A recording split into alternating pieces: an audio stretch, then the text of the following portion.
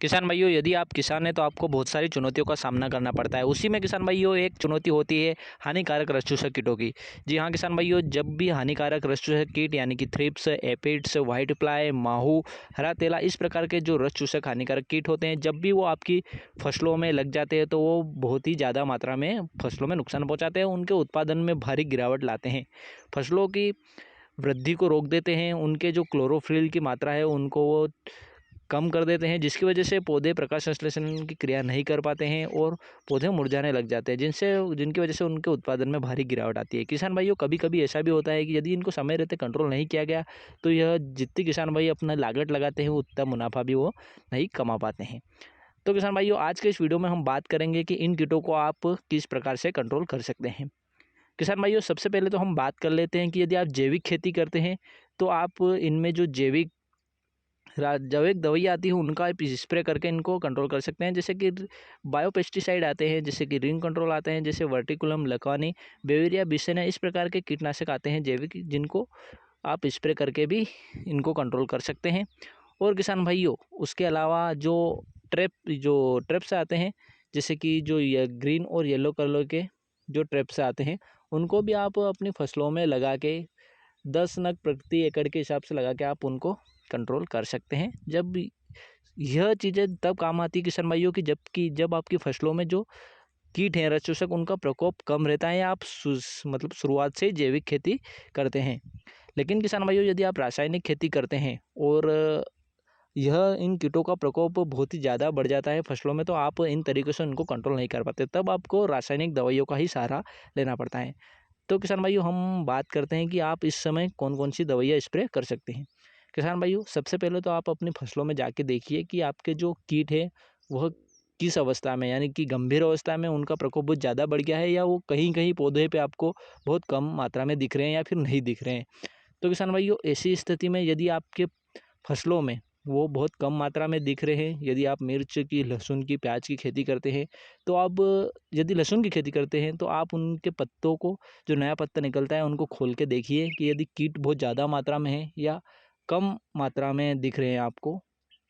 यह देखिए, यदि आपको कम मात्रा में दिख रहे हैं तो किसान भाइयों, आप जो सिजेंटा की अलीका होती है, जिसमें लैम्ब्डा पाइलोथ्रिन प्लस थाइमेथोक्सम रहता है, उसके साथ में आपको प्रोफेनोफॉस प्लस साइपरमेथ्रिन को क्रॉस में रखना है और दोनों को मिलाकर आप स्प्रे कर सकते हैं। यह डोज किसान भाइयों आपको 10 दिन बाद वापस रिटर्न रिपीट करना है, यानी 10 से 15 दिन बाद वापस आपको इसको स्प्रे करना है। अब किसान भाइयों, हम यह तो हो गई जो जब रस चूसक कीटों का कम प्रकोप रहता है। तो किसान भाइयों, इसके अलावा एक और डोज बताते हैं हम आपको कि किसान भाइयों, इसके अलावा आप जो इमिडाक्लोप्रिड 17.8 रहता है सिस्टमेटिक इंसेक्टिसाइड, और उसके साथ में आपको सुमिटोमो कंपनी का एक सेट इंसेक्टिसाइड आता है, जिसमें प्रोफेनोपोस 40% प्लस पेनपायरोक्सिमेट 2.5% इसी फॉर्म में होता है। तो किसान भाइयों, इन दोनों को भी आप मिलाकर स्प्रे कर सकते हैं। जब यह दवाई तब स्प्रे करनी है किसान भाइयों, जब रस चूसक कीटों का प्रकोप आपकी फसलों में कम दिखता है या नहीं दिखता है उस समय। किसान भाइयों, अब हम बात करते हैं कि जब आपकी फसलों में रस चूसक कीटों का प्रकोप बहुत ज़्यादा मात्रा में दिखने लग जाता है, तो उस स्थिति में आप क्या करें। तो किसान भाइयों, ऐसी स्थिति में आपको जो हेवी डोज रहते हैं उनको स्प्रे करना पड़ेगा, तभी वह कंट्रोल हो पाएंगे। तो किसान भाइयों, आप ऐसी स्थिति में जो बायर कंपनी का जंप रहता है और बायर कंपनी का एडमायर रहता है, जंप जिसका टेक्निकल नेम फिप्रोनिल 80% रहता है, और एडमायर जिसका टेक्निकल नेम इमिडाक्लोप्रिड 70% और WYW फॉर्म में होते हैं।